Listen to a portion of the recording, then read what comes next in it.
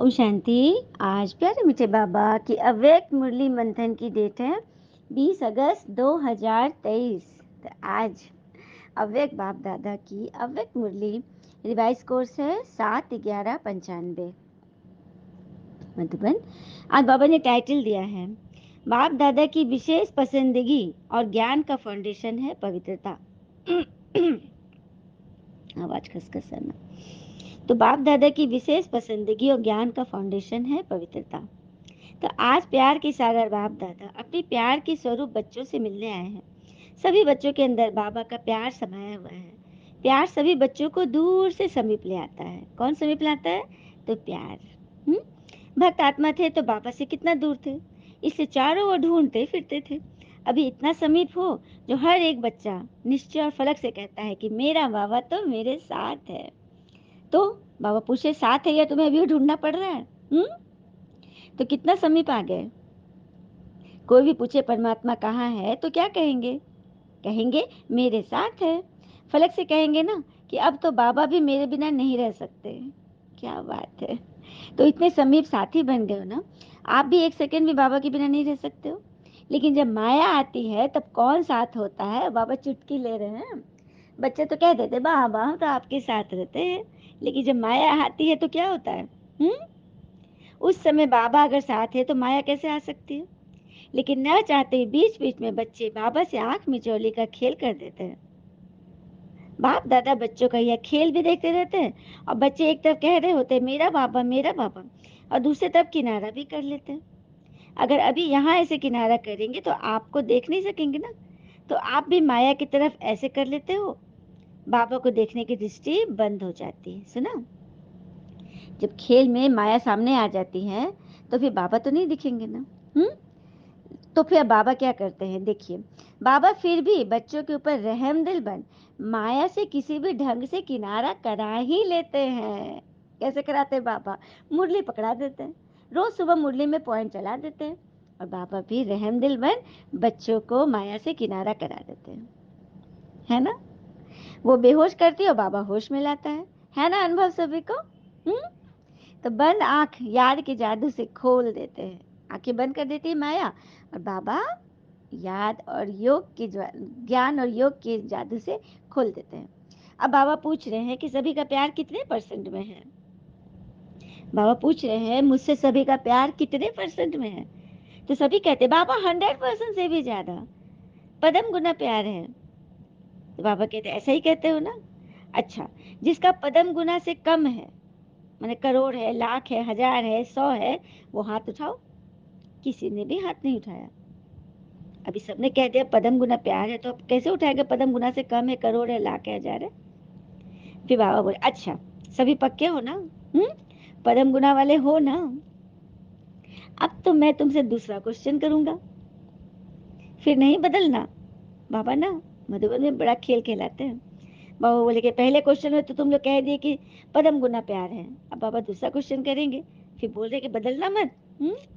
अच्छा, ये तो बहुत खुशखबरी सुनाई कि तुम्हारा हमारे से पदम गुना प्यार है। अब बाबा पूछता है कि प्यार का सबूत क्या होता है? पदम गुना प्यार तो कह दिए, तो प्यार का सबूत क्या होता है? तो समान बनना ना। तो समान बने हो। हम्म तो यहीं पर तो पदम गुना से कम हो गया ना। सभी का मुंह लटक गया। आप सभी कहेंगे कि अभी संपूर्ण बनने में थोड़ा सा टाइम पड़ा है, इसलिए हो जाएंगे बाबा। लेकिन अगर प्यार वाला कहता है तुम प्यार के पीछे जान कुर्बान कर लो, तो वो जान देने के लिए भी तैयार हो जाते हैं। ये भी सच है। दुनिया में कोई किसी से प्रेम करता है तो उसके लिए जान देने को भी कुर्बान हो जाता है, तैयार हो जाता है। तो बाबा तो यहाँ जान नहीं लेते हैं ना। तो क्या बोलते हैं? जी जान से सेवा कर लो। क्या बोलते हैं बाबा? जी जान से सेवा कर लो। यही तो चाहिए। हाँ, तो कुर्बानी नहीं चाहते बाबा, प्यार की निशानी चाहते हैं, न्यौछावर होना। तो जो मैं कहूँ वो करना है। तो सभी तैयार हो इसमें? तो सभी बच्चों ने हाथ उठाए। उठाइए हाथ सभी, दो दो हाथ। हाँ जी बाबा, हम सभी तैयार हैं।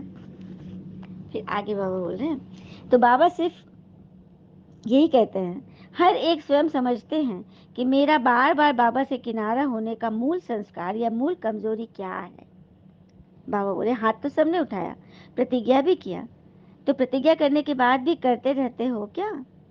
मतलब व्यर्थ में जाते हो, तो उसको चेकिंग कैसे करोगे? तो हर एक यह समझे कि मेरा जो बाबा से बार-बार किनारा हो जाता है, माया को बुला लेते हैं, तो उसका मूल संस्कार व मूल कमज़ोरी क्या है? तो हर एक अपनी मूल कमज़ोरी को पहचाने, हाँ? उसको मिटाए, यही तो है न्योछावर होना। समझ में आया? न्योछावर क्या है? बलिहार क्या है? अपनी कमी कमज़ोरी देखना और उसको मिटाते जाना। और प्यार का अर्थ ही है, प्यार वाला जो पसंद करे वो करना, तभी तो किसी से प्रीत होती है ना। मन से मन का मेल कैसे होता है? जब परस्पर संबंध हो जाता है। जो इधर मन ने कहा उधर सुना, उधर जो कहा इसने सुना, और दोनों एक दूसरे को, मतलब कि जिसको जो पसंद है वो करता है, वो मन दोनों की पसंद एक हो जाना, यही है प्यार। अगर मानो प्यार करने वाला एक बात कहता है और वो दूसरा कुछ करे, तो इसको क्या कहेंगे? प्यार नहीं, ये तो झगड़ा हो जाएगा फिर। हम्म, होगा ना झगड़ा। उस समय प्यार थोड़ी कहेंगे कि अच्छी तरह से लाठी उठा के एक दो को लगाएंगे, क्या करेंगे? तो बाबा को क्या पसंद है? बाप दादा कहते हैं समान बनने में तो कई बातें हैं, अब ब्रह्मा पिता की विशेषताएं देखो। अब बाबा समान, क्योंकि ब्रह्मा पिता समान बने ना, तो बाबा उसको धारण दे रहे हैं, उनकी विशेषताएं देखो। अब ब्रह्मा पिता समान बनना ही है, कितनी बड़ी लिस्ट है उनकी। तो ब्रह्मा पिता शिव बाबा की विशेष पसंदगी क्या है, उसको जीवन में उतारे। भगवान की विशेष पसंदगी क्या है? चलिए पॉइंट लिखिए। पवित्रता, अंतर्मुखता, निश्चय बुद्धि, सच्चाई सफाई और गंभीरता, ये है फाउंडेशन। और इसकी फाउंडेशन है पवित्रता। तो शिव बाबा के विशेष पसंदगी क्या है? विशेष पसंद क्या है भगवान को? पवित्रता, अंतर्मुखता, निश्चय बुद्धि, सच्चाई सफाई और गंभीरता। तो पवित्रता की परिभाषा तो बड़ी गुह्य है। पवित्रता जहाँ होगी वहाँ निश्चय, सच्चाई, सफाई, ये सब आ जाता है। अब देखो किसी को कोई काम करने, जैसे सेंटर ही जाना है, मुरली सुनने जाना है, लेकिन घर वाले की चिंता नहीं, ये ऐसा बोलेंगे, वो ऐसा करेंगे, हाँ नहीं होगा। तो संकल्प यदि देखो चाहते हो करना, तो सिर्फ एक संकल्प करो, 2 3 4 5 मत करो। करेंगे तो ये होगा, इसका परिणाम होगा, ऐसे बोलेंगे, ऐसे डांटेंगे, नहीं नहीं नहीं। तुमको बस एक संकल्प करना है। उसके बाद देखो कि एक हिम्मत का भगवान कितना कदम मदद देते हैं। और वैसे भी जिसको डांटने का स्वभाव है वो तो डांटेगा ही। हाँ, आप ये काम नहीं किए, सेंटर का काम मत नहीं किए, तो किसी दूसरी बात में डांटेगा, उसका तो स्वभाव ही है। तो आज बाबा के लिए डांट सुन लो, तो क्या दिक्कत है? हम्म, क्या दिक्कत है? एक बार सुनकर तो देखो, लेकिन आपको मुख से कुछ नहीं कहना है। कोई सामने से बोल रहा है, कोई बात नहीं है, आप सॉरी बोलकर आगे बढ़ जाओ। ये होता है सच्चाई सफाई। हम्म, तो वे संकल्प चलना या चलाना, अंदर भी चलता है अपने लिए, दूसरों के भी चलाने के निमित्त बनते हो। तो वैर संकल्प करते हो, तो क्या ये पवित्रता है? तो फिर संकल्प की पवित्रता का रहस्य सभी को प्रैक्टिकल में लाना चाहिए। सुना? बाबा पूछ रहे, वैर संकल्प चलाते हो खुद के लिए भी, दूसरों के लिए भी, तो क्या ये पवित्रता है? तो संकल्प की पवित्रता का रहस्य जो बाबा ने बताया, क्या क्या? पवित्रता, अंतर्मुखता, निश्चय बुद्धि, सच्चाई सफाई, गंभीरता। हम्म, ये है प्रैक्टिकल में लाना। तो ये लाओगे ना, तब बनोगे बाबा समान और उनसे प्यार का रिटर्न देने लायक बनेंगे। किसी आत्मा के प्रति अगर व्यर्थ दृष्टि भी जाती है, तो उस समय पवित्रता नहीं होगी ना। तो ये व्यर्थ संकल्प बाबा के प्यार के पीछे न्यौछावर क्यों नहीं करते? कर सकते हो? बाबा पूछ रहे हैं। हाँ जी।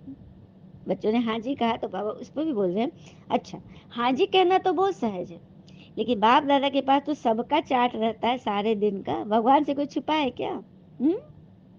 अभी तक 5 ही विकारों के व्यर्थ संकल्प मेजोरिटी के चलते हैं, क्योंकि अभी तक हर एक आत्मा के अंदर 5 विकारों के व्यर्थ संकल्प मेजोरिटी रूप से चल रहे हैं, भारी संख्या में। फिर चाहे कोई भी विकार हो, ये क्यों, ये क्या, ऐसे नहीं होना चाहिए, ऐसा होना चाहिए, ये तो कॉमन बात बाप दादा सुनाते हैं कि ज्ञानी आत्माओं में या तो अपने गुण का, अपनी विशेषता का अभिमान आ जाता है। जो जितना आगे बढ़ते हैं उतना अपनी किसी भी बात में कमी को देख करके, कमी अपने पुरुषार्थ की नहीं, लेकिन नाम में, मान में, शान में, पूछने में, आगे आने में, सेंटर इंचार्ज बनाने में, सेवा में, विशेष पाठ देने में, ये कमी, ये वह संकल्प भी विशेष ज्ञानी आत्माओं के लिए बहुत नुकसान करता है। सुना? किस किस चीजों में ज्ञानी आत्माएं फंसते हैं? नाम, मान, शान, अपनी गुण, अपनी विशेषता, अपने रूप, इसमें विशेष पाठ में, सेवा में अभिमान आ जाता है। तो क्या करना है? हुँ? इन सब को कुर्बान करना है। तो दिनचर्या नोट करो, चेक करो। एक दिन में इन दोनों में से चाहे अभिमान या दूसरे शब्दों में कहो अपमान, मेरे को कम क्यों, मेरा ये पद होना चाहिए, मेरे को आगे करना चाहिए, तो ये अपमान समझते हो ना?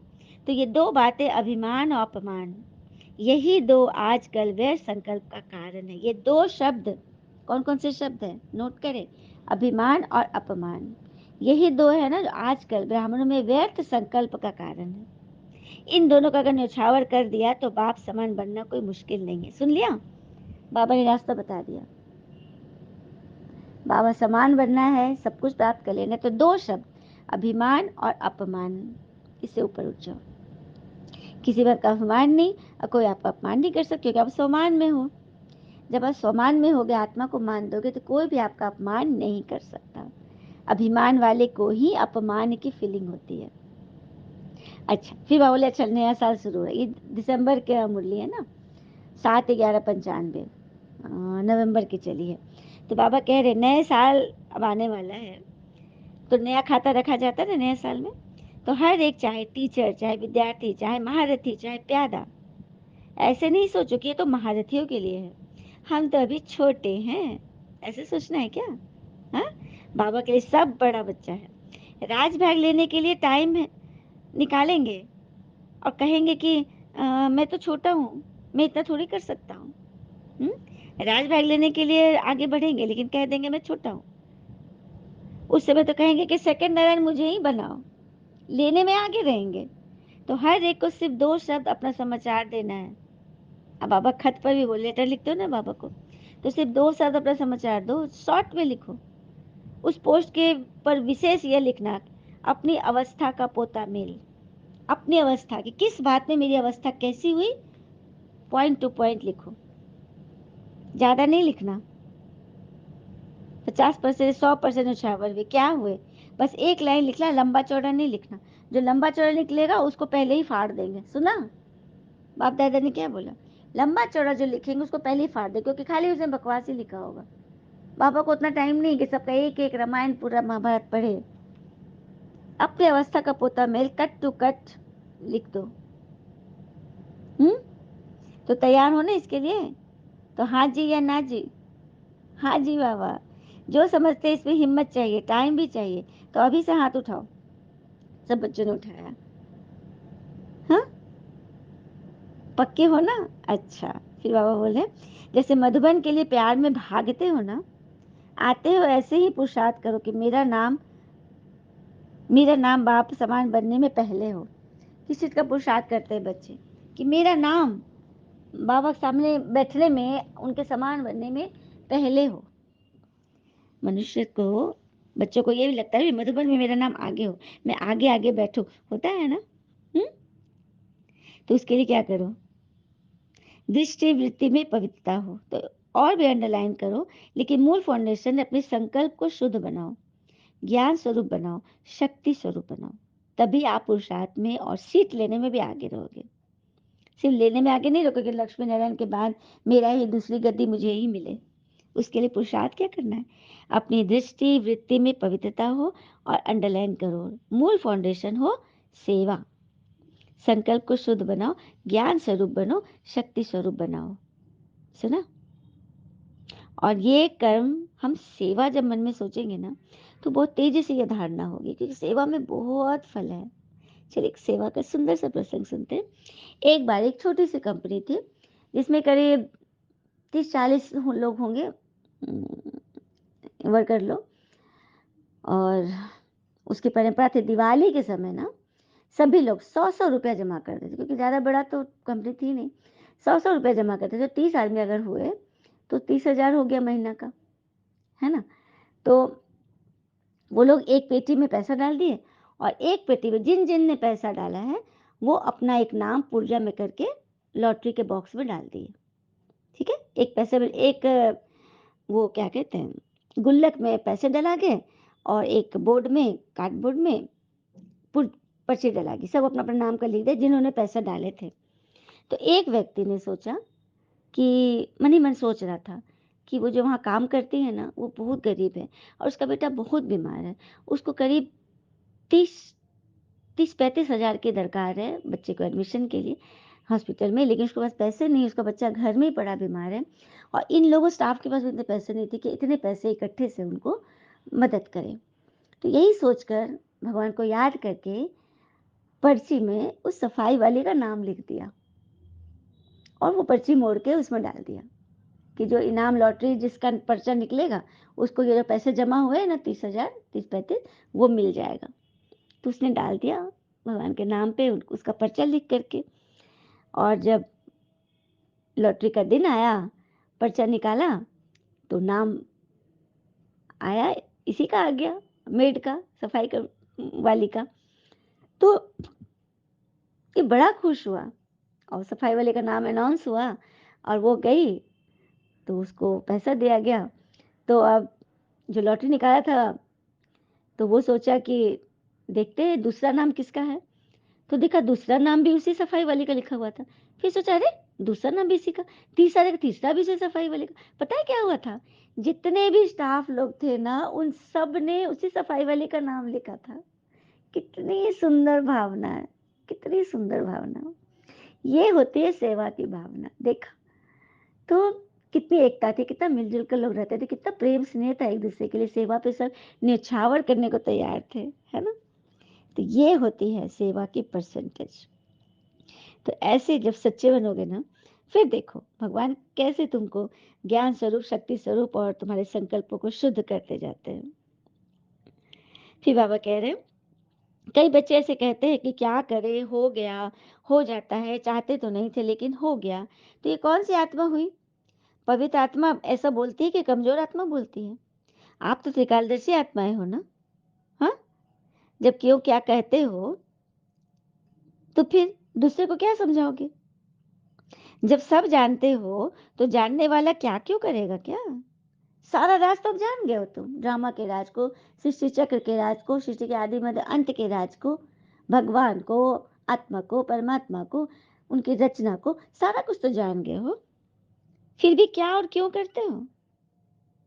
तो वो जानना है कि इसलिए होता है ना। हाँ, वो जानता है कि ये इसलिए होता है, सबको पता है कि उसको पता है कि ये इसलिए हो रहा है, सारा राज मालूम है। क्या क्या जवाब स्वयं ही बुद्धि में आएगा जब मनन करोगे। लेकिन माया के परवश रहोगे तो चाहे महारथी हो चाहे प्यादा हो, अगर महारथी से भी गलती होती है तो उस समय वो महारथी नहीं है, वो परवश है। ऐसा नहीं किसी प्यादा से ही गलती होगी, महारथियों से भी गलती होती है। तो उसको तो महारथी नहीं है, वो घुड़सवार हाथी पर नहीं, वो हाथी से नीचे उतर गया, परवश है। तो परवश वाला कहाँ भी लहर में लहरा जाता है। जो परवश होगा ना, माया के वश होगा, दूसरे की बातों के मन मत परमत में जो आ जाएगा, वो किसी भी लहर में लहरा जाएगा, बह जाएगा। लेकिन आप उस रूप में देखते हो कि ये महारथी होकर कर रहा है, तो उससे वे महारथी नहीं है, परवश है। समझा? समझा क्या करना है, क्या समझना है? ये महारथी अभी नहीं है, अभी परवश है। हम्म। तो कारण नहीं निवारण, समस्या नहीं समाधान स्वरूप बनो। अभी प्रकृति भी थक गई है, प्रकृति की भी ताकत सारी खत्म हो गई, क्योंकि शुरू से आदि से चलती आ रही। हम लोग तो नया जन्म ले लेके मतलब अपने आप को रिजर्वनेट करते चले गए हैं, शरीर लिए छोड़े। लेकिन प्रकृति तो वही है, प्रकृति थोड़ी एक शरीर लिए छोड़ दी। आकाश धरती जल वायु सब तो वही है। तो प्रकृति थक गई है, सारी ताकत खत्म हो गई है। तो प्रकृति भी आप प्रकृतिपति आत्माओं को अर्जी कर रही है, आह्वान कर रही कि अब जल्दी करो, देरी मत करो। प्रकृति भी हमें आह्वान करे कि मुझे जल्दी से पावन बनाओ, जल्दी से अब इस दुनिया का परिवर्तन हो जाए, देरी मत करो। सुना? तो ये रहस्य है। फिर बाबा कहते लेकिन हर एक बात में ना तुम्हारे लिए गंभीरता का गुण बहुत आगे बढ़ाता है। कोई भी बात बोल दी ना, चलो अच्छा हो गया, बोल ही दिया, तो आधा खत्म हो जाता है, आधा फल खत्म हो गया। सुना? कोई भी बात हुई और बोल दिया, दिखा दिया, तो आधा फल खत्म हो गया और आधा जमा हुआ। और जो गंभीर होता है उसका फुल जमा हो जाता है। सुना? बोलने वाले जब बोल देते हैं ना तो आधा फल खत्म कर देते हैं, और जो गंभीर रहते हैं उनका फुल जमा होता है। ये गंभीरता के गुण ने फुल खाता जमा किया है, कट नहीं हुआ। कई करते बहुत है लेकिन आधा पौना कट जाता है, कुछ बोल दिए ना बस खत्म। आज बाबा ने ये पॉइंट अच्छी बताई है, कुछ भी करके बोलना नहीं कि हमने ये किया, ठीक है, जमा नहीं होता है, आधा पौना कट जाता है। तो क्या सभी चाहते हो? अब वेतन मिल रहा है किसी को 30,000, उसमें से 15,000 कट जाए तो कैसा लगेगा? और भी कट जाए, 20,000 कट जाए तो कैसा लगेगा? चोट लगेगा ना। तो वही हो रहा है, बाबा को भी चोट लगती। बच्चे 100 रुपया कमाए आज योग ज्ञान करके, सेवा करके, और उसमें से 75 रुपया कट गया, 25 बचा, तो दिक्कत होगा कि नहीं? माँ बाप को दिक्कत होगा ना।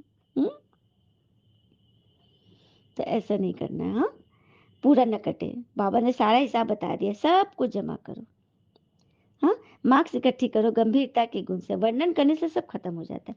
चाहे अच्छा वर्णन करोगे चाहे बुरा, दोनों में खत्म। अच्छा में भी खत्म होता है तो बुरा में तो और ही पूरा ही खत्म हो जाएगा। अच्छा में चलो 25% बचा भी, लेकिन बुरा में तो पूरा खत्म। अच्छा, अपना अभिमान और बुरा किसका? अपमान कराता है। अभिमान, अच्छा में अभिमान करते हो और बुरा में अपमान की फीलिंग में बुरा हो गया। तो हर एक गंभीरता की देवी और गंभीरता का देवता दिखाई दे। बाबा क्या देखना चाहते हैं? हर एक में गंभीरता की देवी और गंभीरता का देवता दिखाई दे। अभी गंभीरता की बहुत बहुत आवश्यकता है। अभी बोलने की आदत बहुत हो गई है। कौन सी आदत हो गई है? बोलने की आदत बहुत होगी। क्योंकि भाषण करते हो ना तो जो भी आया वो बोल देते हो, लेकिन प्रभाव जितना गंभीरता का पड़ता है इतना वाणी का नहीं पड़ता। सुना? प्रभाव जितना गंभीरता का पड़ता है उतना वाणी का नहीं पड़ता। अच्छा, ये बाबा ने वरदान दिया। रूहानी गुलाब बन चारों ओर रूहानियत की खुशबू फैलाने वाले आकर्षण मूर्त भव। रूहानी गुलाब बन चारों ओर रूहानियत की खुशबू फैलाने वाले आकर्षण मूर्त बनते। तो सदा स्मृति रहे कि हम भगवान के बगीचे के रूहानी गुलाब हैं। रूहानी गुलाब अर्थात कभी भी रूहानियत से दूर होने वाले नहीं। जैसे फूलों में खुशबू समाई हुई होती है, ऐसे आप सब में रूहानियत की, आत्मीयता की खुशबू समाई हो। फूल को खुशबू से कभी अलग कर सकते हैं क्या? गुलाब को खुशबू से अलग कर सकते? कोई कर सकता है? उसी तरह से आपके अंदर जो आत्मीयता है, जो रूहानियत है, वो खुशबू ऐसी समाई हो जो ऑटोमेटिक चारों ओर फैलती रहे। खुशबू चारों ओर फैल जाती है ना, रोक ही नहीं सकते खुशबू को, और सबको अपनी तरफ आकर्षित करती है। अभी आप ऐसे खुशबूदार व आकर्षण मूर्त बनते हो, तब आपके यादगार मंदिर में भी अगरबत्ती आदि से खुशबू करते हैं। सुना? हमारे मंदिर में खुशबू क्यों जलाई जाती है? धूप से, अगरबत्ती से, दीपक से।